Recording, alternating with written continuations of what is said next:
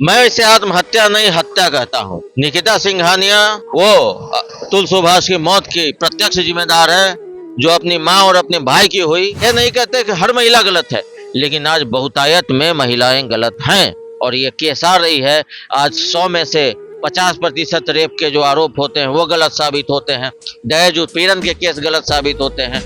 कई लोग मरते हैं, कई आत्महत्या करते हैं। उनके अय्याशी जीवन को ही देखा जा सकता है, क्योंकि जहां उन्होंने 40,000 की जगह 80,000 के पीजी में रहने की कोशिश की, उसी दरमियानों गिरफ्तार हुई। देखिए, अतुल सुभाष का जो मामला है उसमें लगातार दिन प्रतिदिन नए नए खुलासे हो रहे हैं। कभी कुछ पत्नी के द्वारा खुलासा हो रहा है, तो कभी उनके सास के द्वारा, तो कभी उनके साले के द्वारा। तो हमारे बीच एक ऐसे इंसान है जो कभी किसी समय अतुल सुभाष से इनकी मुलाकात हुई थी। जी हाँ, क्या नाम हुआ आपका? जी, मेरा नाम सनी सिन्हा हुआ। सनी सिन्हा जी, अतुल सुभाष से आपकी मुलाकात कभी हुई थी?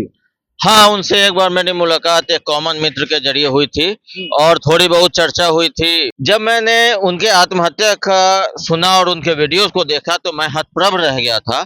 इसी कारण मैंने 2-3 दिन तो मैं समझ नहीं पाया कि वैसा व्यक्ति जो इतना पॉजिटिव सोच रखे हुए था वो ऐसा कदम क्यों उठा सकता है। लेकिन उनके वीडियो और उनके चिट्ठियों के कुछ पन्नों को समझने के बाद मैं ये समझा कि कहीं ना कहीं उनके आत्महत्या की वजह हमारी वर्तमान व्यवस्था है, जो पुरुषों को अपने आत्मसम्मान और अपने सच को भी साबित करने का अधिकार नहीं देती है। और जिस तरीके से उन्होंने एक न्यायाधीश पे आरोप लगाया कि 5 लाख का उन्होंने उनसे घूस का डिमांड किया, तो जहां तक भारतीय न्याय व्यवस्था मृतक के अंतिम बयान को सही मानती है, तो इस बयान को मानते हुए उस जज के ऊपर कार्रवाई क्यों नहीं की जा रही है। रही बात उनकी पत्नी निकिता सिंघानिया की, तो अगर मान लेते हैं वो अपना पक्ष रख भी रही हैं, तो जब उनके गिरफ्तारी होने की वजह उनके अय्याशी जीवन को ही देखा जा सकता है, क्योंकि जहां उन्होंने 40,000 की जगह 80,000 के पीजी में रहने की कोशिश की, उसी दरमियानों गिरफ्तार हुई।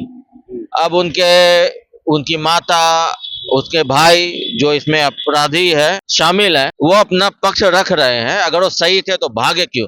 और सबसे बड़ी बात है कि एक AI इंजीनियर जो पद पे कार्यरत है और अच्छी सैलरी उठा रहा है, वो आत्महत्या क्यों करेगा। तो ये मैं समझता हूँ कि एक पिता को उसके पुत्र से दूर रखना मानवता पे सबसे बड़ा अत्याचार है, और ये अत्याचार वो झेल नहीं पाए, वो सहन नहीं कर पाए। और एक बाप जो अपने पिता के लिए दुनिया से लड़ सकता है, उसे अपने पुत्र से मिलने के लिए रोकने वाले लोगों को कड़ी से कड़ी सजा मिलनी चाहिए। क्योंकि मैं मानता हूं कि आत्महत्या अगर वो अपने पुत्र के साथ मिलते रहते तो शायद वो ये अपनी पत्नी के सारे गलत मांगों को स्वीकार भी करते रहते। और इस बात की पूरी जानकारी लेनी चाहिए, और महिला आयोग को भी ये सोचना चाहिए कि आखिर बिहार की एक प्रतिभा नहीं, देश की एक प्रतिभा गई है। मैं बहुत जल्दी उनके परिवार से भी मिलने जाने की कोशिश करूंगा, उनके गृह क्षेत्र में जाकर उनको श्रद्धांजलि अर्पित करूंगा।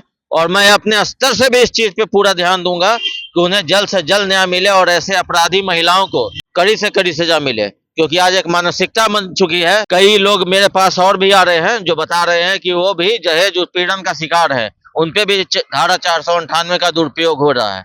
और कानून कहता है किसी को आत्महत्या के लिए उकसाना एक बड़ी सजा है, उसमें उम्र कैद तक की भी सजा हो सकती है। तो आखिर न्याय व्यवस्था और न्यायपालिका हम पुरुषों के साथ ऐसे अत्याचार क्यों करेंगे। मैं ये नहीं कहते कि हर महिला गलत है, लेकिन आज बहुतायत में महिलाएं गलत हैं और ये केस आ रही है। आज 100 में से 50% रेप के जो आरोप होते हैं वो गलत साबित होते हैं। दहेज उत्पीड़न के केस गलत साबित होते हैं। कई लोग मरते हैं, कई आत्महत्या करते हैं। उन्होंने ऐसा न्यायपालिका को एक तमाचा, उसने एक बलिदान नहीं दिया है, उसने एक युद्ध की घोषणा की अपने जाते जाते उन भाइयों के लिए जो इस उत्पीड़न का शिकार हो रहे हैं। सर, एक आखिरी में मैं सवाल पूछूंगा कि क्या अतुल सुभाष जी को आत्महत्या जैसा ये कदम उठाना चाहिए था? मैं इसे आत्महत्या नहीं हत्या कहता हूँ। निकिता सिंघानिया जो भी बोले वो अतुल सुभाष की मौत की प्रत्यक्ष जिम्मेदार है, जो अपनी माँ और अपने भाई की हुई। और अपने बेटे के नाम पर जो 40,000 रुपए ले रही थी, क्या उस बेटे की परवरिश 40,000 के बराबर हो रही थी या नहीं हो रही थी। उसने करोड़ों का फ्लैट क्यों लिया और बार बार अपने भाइयों के लिए अपने पति से पैसे की मांग करने वाली, उसके पति का अपमान करने वाली, उसको अपने बेटे से नहीं मिलने देने वाली, वो माँ कहलाने लायक नहीं है।